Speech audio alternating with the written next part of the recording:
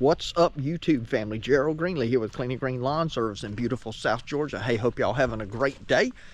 I'm going to show y'all a little problem I run into on my Shindaiwa EB910 RT. So if you got one of those backpack blowers, you might, actually I think this would be the same on the PB770T for Echo, probably the 8010 and the 9010.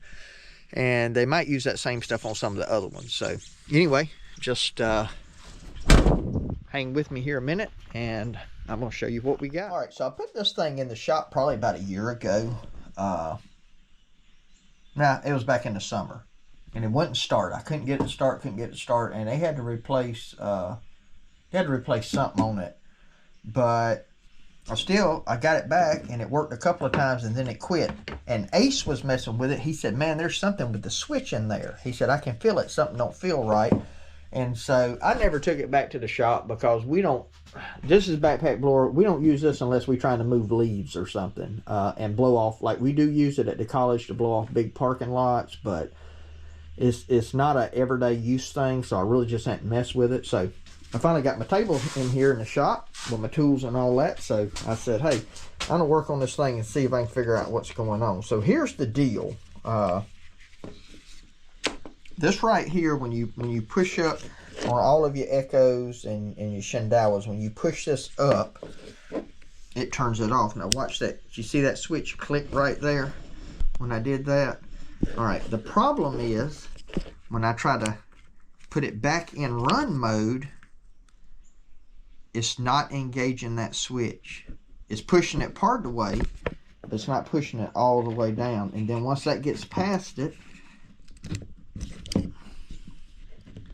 see there, that's on, that's off, on, off. So I don't really know if it's this switch or if this thing's been a little too much. That's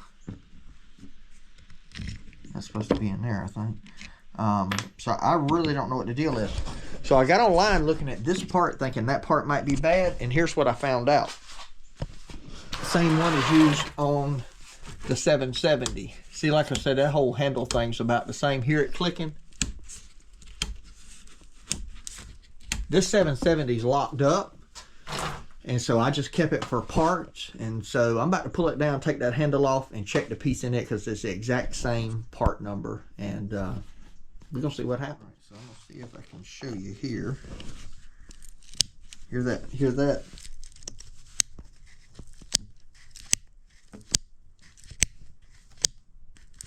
Now I don't know if it's the switch or if it's that little piece right there. The amount, see, that piece fits really tight on that switch,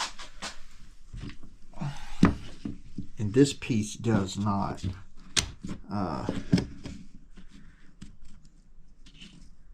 It might be though. See, that switch is getting to the halfway point. See, it clicked then.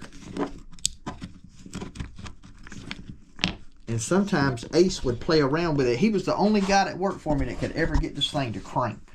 I don't know, when we started having trouble with it. I pulled on it one day for about 5 minutes, and there it when it clicked then. See, if you play with it enough, it'll end up going over. I'm thinking it's probably the switch. I wonder if I couldn't just shim that some. If I put something in behind it to hold it up a little bit. But the problem is this whole assembly is not the same. So, I mean, I could swap the switch out if I needed to, but I couldn't swap out the throttle cable and all because it's a different assembly number.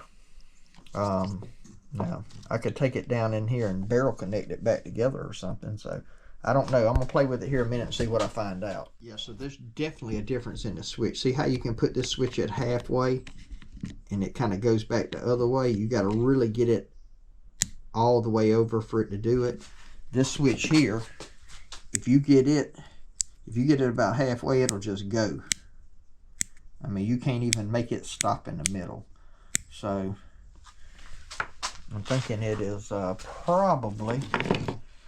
probably going to be a switch issue. Now the question is, do I want to try to tear this whole thing out?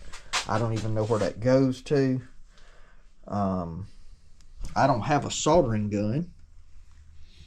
I guess that'd be something, you know, handy to have, but I don't have one. So let me see what I'm gonna do here. Yeah, see, that's the switch off the other one. Look how that's working. This is the 910 handle with the 770 switch in it.